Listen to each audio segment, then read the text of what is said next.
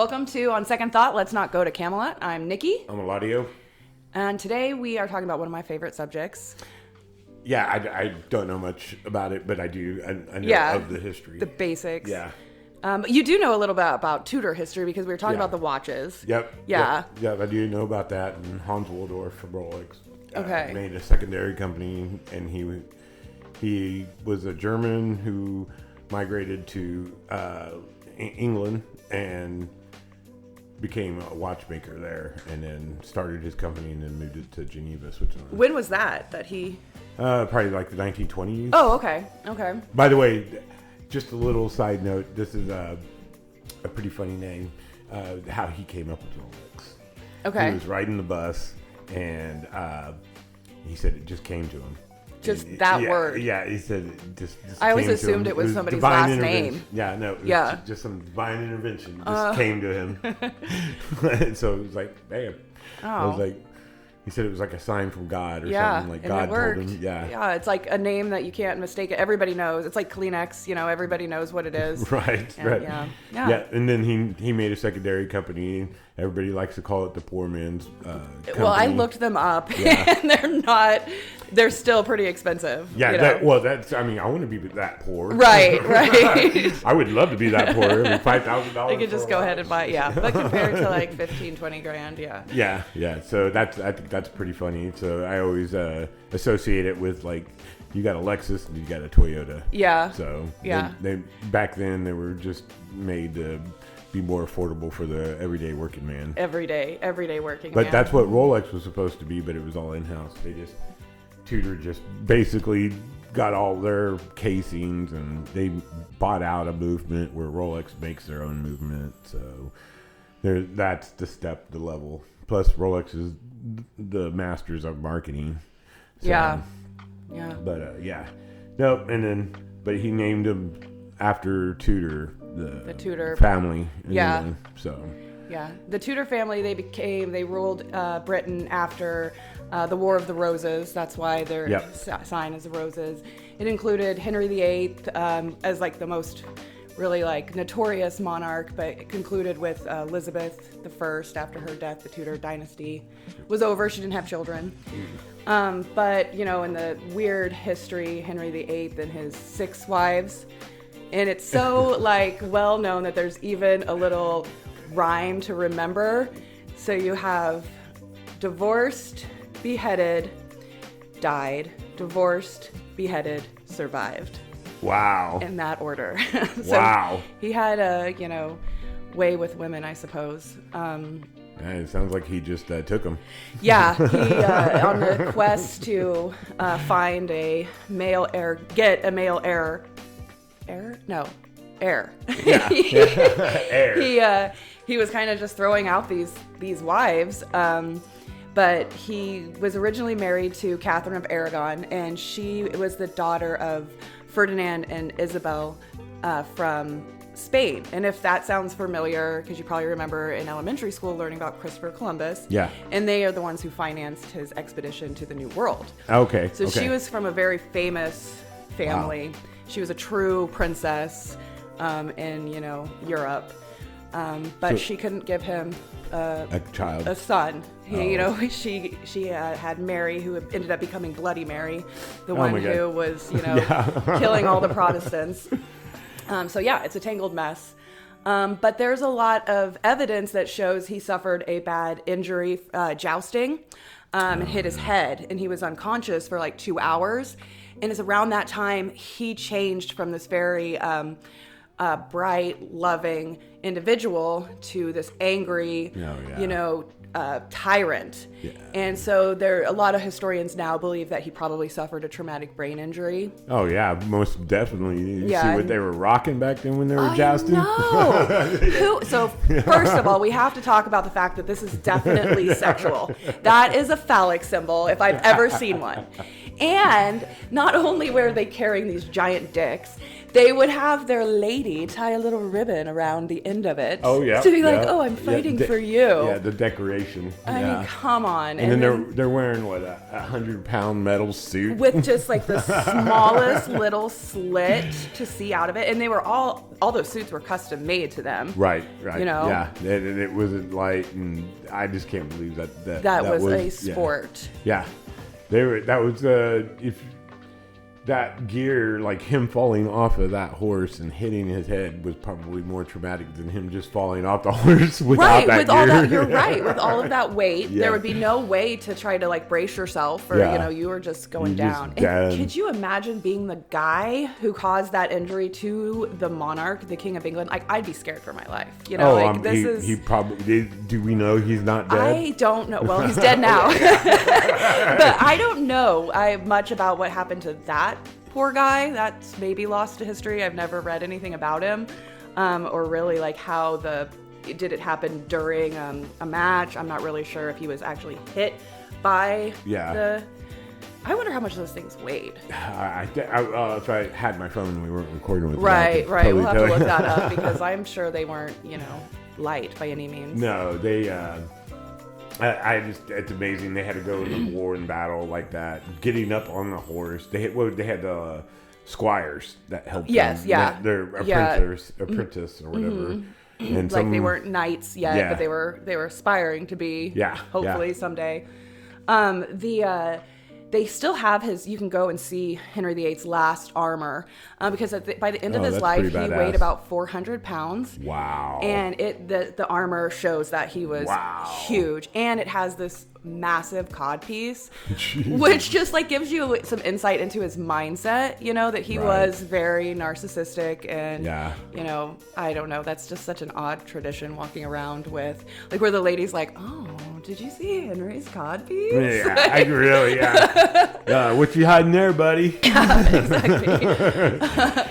Yeah, and so he, in his quest to get a son, he met Anne Boleyn, and she wasn't royalty. She was high, like her family high society. Was well-to-do. Right. She did have an uncle who was a duke, the Duke of Norfolk. And he meets her and he falls in love with her, and he doesn't necessarily want a divorce, because really that wasn't a thing. The king never divorced the queen. Right. And he doesn't want to leave Catherine of Aragon, but he wants to make Anne his mistress. And Anne's not having it. She doesn't want to be his mistress. She wants the crown. And she keeps him at bay for 6 years. Oh, wow. While he first tries to get Catherine to just agree, like, you need to leave. Separate, yeah. And she wouldn't go. And so he takes this verse from the Bible, from Leviticus, that says if a man lies with his brother's wife, he will have no children. Well, Catherine of Aragon was originally married to Henry's older brother, Arthur. Arthur died within 3 months of their marriage, and she swore that it was never consummated. They were young. She was like 13 or 14. He was very sickly.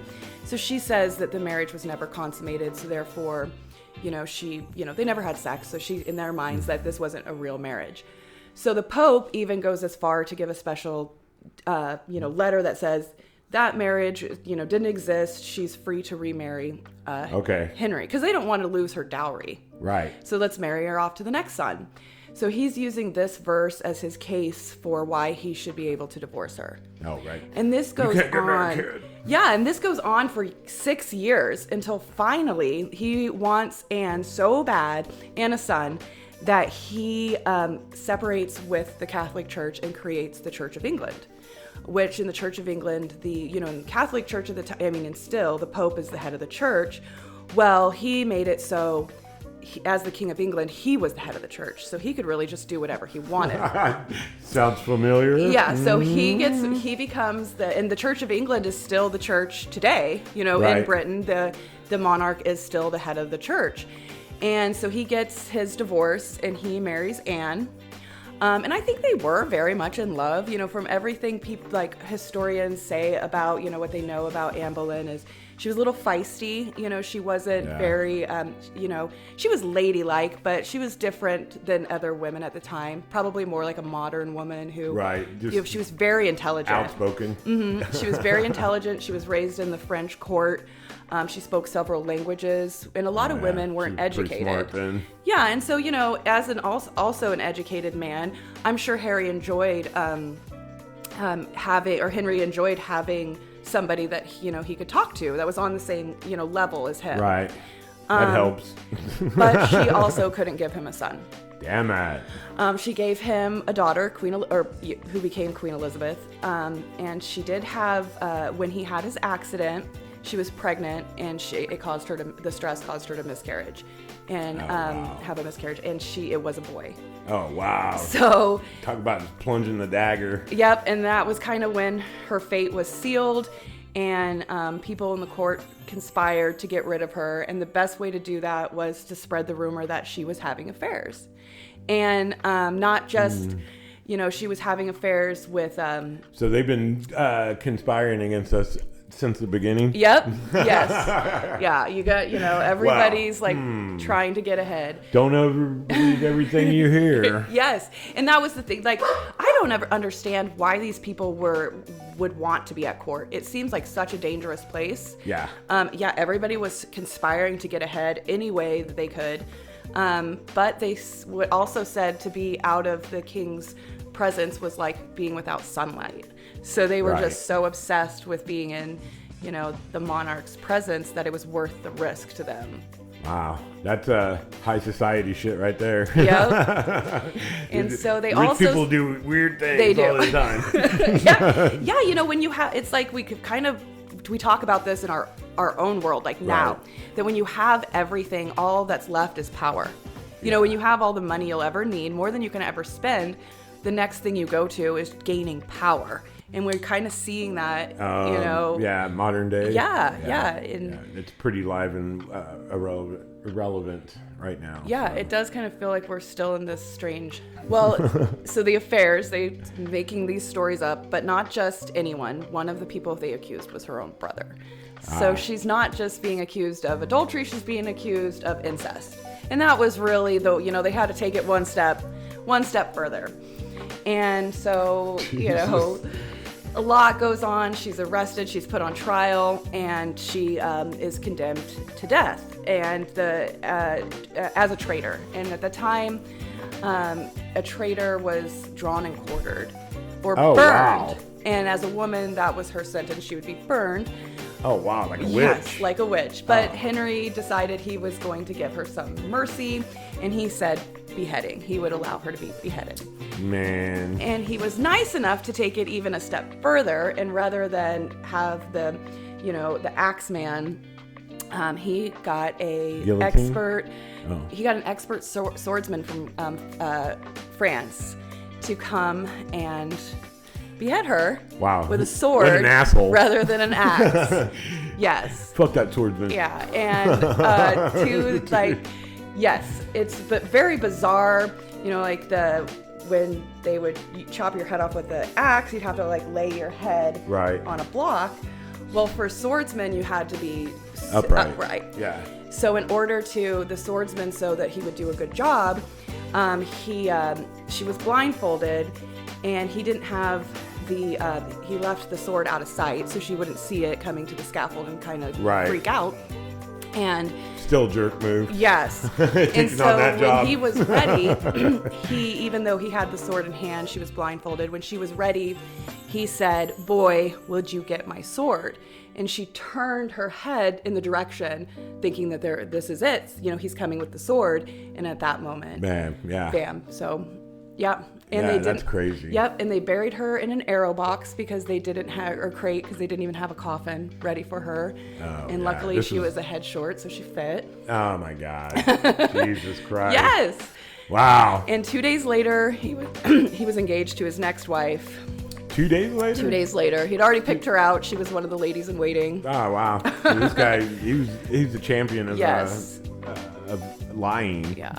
And it's him accusing, first off saying that Catherine of Aragon, wasn't a virgin, so that was his excuse, and then that Anne Boleyn had all these affairs, and he blamed another wife for affairs. And it's like the only one in this entire story that was screwing multiple people was the king. He had multiple mistresses that they know of. He fathered children, like bastard children, and he was Game the of only Thrones one. taught me that. Yeah. The bastard. Yeah, the bastard sons. Yeah, and so moves on to Jane, and Jane gives him his son finally, but dies 2 weeks after giving birth. Wow. Jeez. Now he has his son, Edward, and he's like, you can kind of relax a little bit, but you always need a spare. So he has, and this is like my favorite part of the story, nobody wants to marry a guy who's divorced a wife and beheaded another. So he's having a hard time finding another wife. Yeah. And he changed his name. Exactly. He sends his people out all over Europe to find him a princess. And he gets one of his court artists to go and paint portraits of these women to bring back so he can say, I approve. So they go to Germany and they find Anne of Cleves. She's not a princess, but she's a noble woman. And he paints a picture, and Harry approves. He likes her. So they bring her. She agrees to marry him. They bring her to Britain, and he meets her, and he thinks she's ugly. He says, "I like her not." Wow. He says the painting didn't. It was that wrong. False. It was wrong. This is not what she looked like. But the reason she's my favorite, and they say like she probably wasn't so ugly, maybe by British standards, she was a German woman, she dressed differently, right. Maybe by their standards she wasn't attractive. But years ago, my family did a big family tree, and we discovered that we're related to Anne of Cleves through her brother, the Duke. Oh, wow. His That's cool. Yeah, and so I always thought it was funny that I was related to the ugly one. I could have been related to feisty Anne Boleyn, but no, it's the ugly Anne of Cleves. That's good leaning. Good genes. Hopefully it got better down the line. Yeah. Hopefully nobody would see like my painting and then me in person and be like, no. Yeah, false news. Yeah, Photoshop. She used a filter. Yeah, false news. Yeah. Yeah, that's crazy. So she gave birth and died. She gave birth. Jane gave birth and died. Okay, and then who's after her? That's the ugly one, Anne of Cleves. And then who's after her? After her comes another Anne, Catherine Howard. So Anne of Cleves, she gets the best deal. She agrees to a divorce, right away. She's like, yeah, he does marry her because it's obligated. They have contracts. But very quickly, he's like, no. She agrees. She's like, cool. They give her the title of the sister to the king. She gets she doesn't get to go back to Germany, but she gets tons of land, and she spends time with the children. She's living her literal best life. She's the smart one who says, okay, whatever he offers me, I'm taking it because it's better than losing a head. Yeah, dying. And he probably because she was a noble woman, he probably wouldn't have executed her, but still, she got a good deal. So then he marries Catherine Howard. She's 19 years old, and she's actually a cousin to Anne Boleyn. Oh, wow. And she is definitely a wild one. She was raised by an aunt who really had no rules in her house. And the girls would allow boys to come in, and they were pretty promiscuous. Okay. But she was wild, and she knew I things. thought maybe she was like tomboy wild. No, she was I'm gonna go dirt biking on the horse. I think Henry liked her because she knew how to do things that most ladies didn't know how to do because she had that experience. Okay, yeah.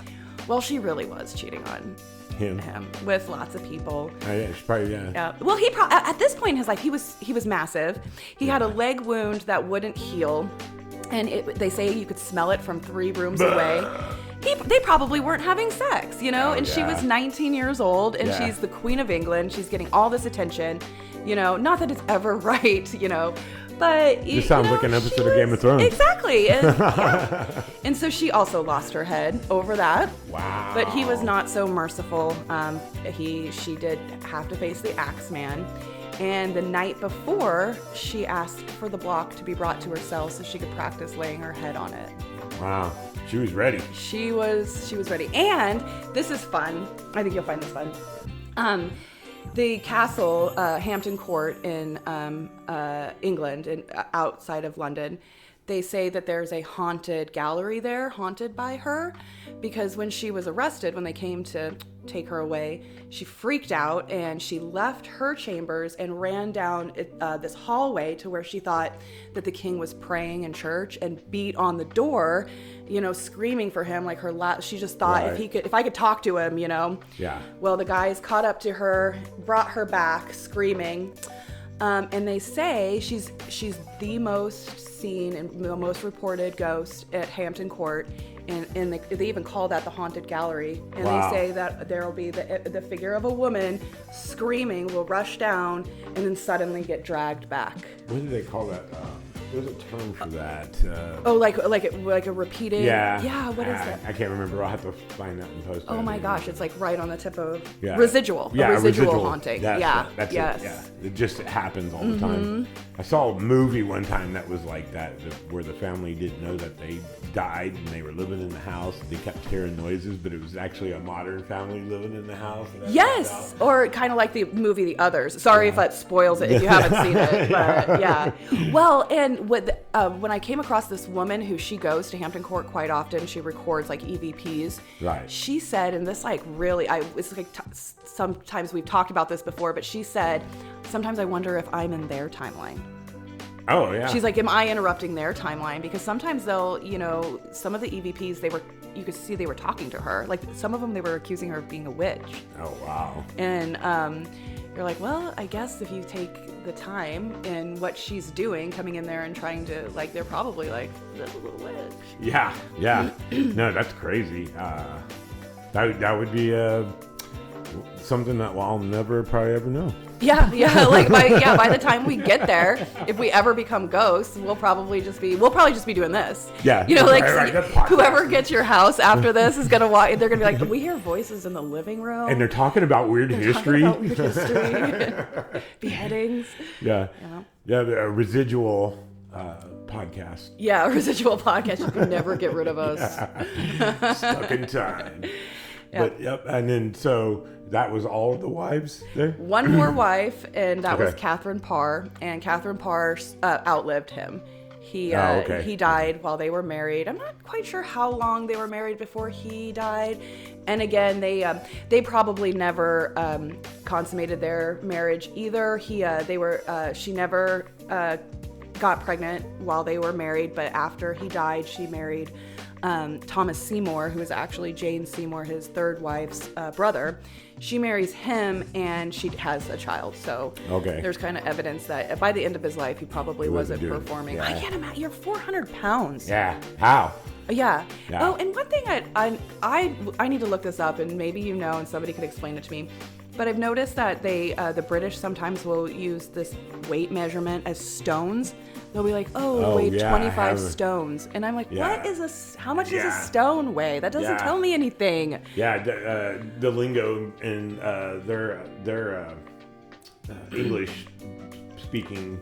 Yeah, because I mean, if you say, kilogram, I can do that math, in my head. The metric. Yeah, but a stone, I need to know what one stone weighs in pounds or ounces. Oh, man, yeah, God, I'm coming to a brain fart here, and I can't even think about, like, the way we talk, our phonetics. Yeah, or slang, like how they'll say, like, the tube or the lift. Yeah, rubbish bin. Rubbish, yeah. I find it very fascinating. Yeah. That reminds me of high society talk. Yeah. Oh, I went down a rabbit hole in the different dialects of in Britain. Right. And you know how like they'll say like the Queen's English, or I guess now it would probably be the King's English, and that would be like the dialect that the monarchs speak and how they speak it. And then like the Cockney accent that's very like, hey. Yeah. No, it's just like American English. Like you watch Swamp People. Those guys, if you don't pay attention to what they're doing and looking at their face while they're talking, it's pretty easy to say, I can't understand this It's guy. like Boomhauer. Yeah. Yes. Yeah. It's like, or a heavy Boston accent. Or one of my favorites, and I just kind of found out about recently, is like the Baltimore accent. Oh, okay. And they'll say, so like the Orioles are the team in Baltimore, Yeah. right? But they'll say Orioles. Oh. Or they say Baltimore. Baltimore. And it's the same when you hear just a few words, you're like, okay, I know what they're trying to say. But when they're like speaking like in a sentence, like a long paragraph, Yeah. you're like, I have no idea. No, yeah. Like, this is not English. You can't diverse from it for 1 second. You gotta be like, huh? Yeah. So okay. It's like a heavy Irish speaking or Scottish speaking person. I'm like, you gotta really pay attention. Yeah. Yeah. Yeah. The accent's so deep, the words change, or a southern drawl. Yeah. I have heard, I don't know if this is true, but I have heard that, if you are training to be a journalist, they will send you to like the Midwest to, because we don't speak with any type of dialect. Oh, right. Like we don't have a drawl. Is that? And so I always wondered. Yeah, I'll like verify it, but I've heard that this is we're considered like a neutral accent. Yeah, because several places I've been out of state, like I was in Savannah, Georgia one time, and the waitress there was like, "Where are you from?"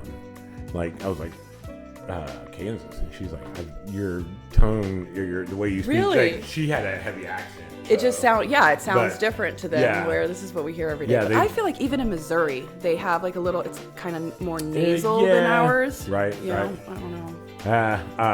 I never really thought about that. I just thought people thought I sounded weird. Yeah. Like they look at me and I'm obviously a Mexican, and I don't have any accent. They're like, wait. Yeah.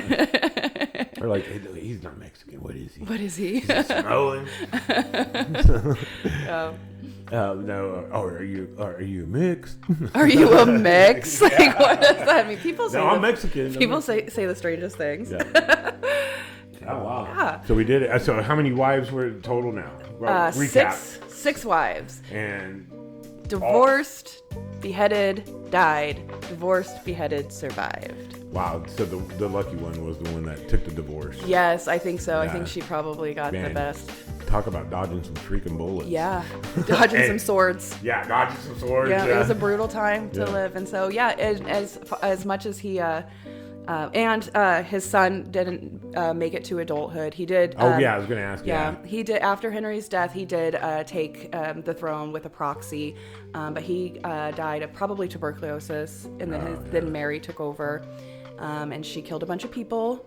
And then Elizabeth, finally, when Mary died and had no heirs, she gave it had to go to Elizabeth, and she became the best monarch in British history. So I always thought that was ironic. Whatever Henry tried to accomplish in his lifetime, he wasn't able to, and the person who did, bring in the golden age was the daughter he had with Anne Boleyn. Okay, so Tudor is their last names, or Tudor is just like a family crest? Yeah, Tudor is so kind of like like Windsor.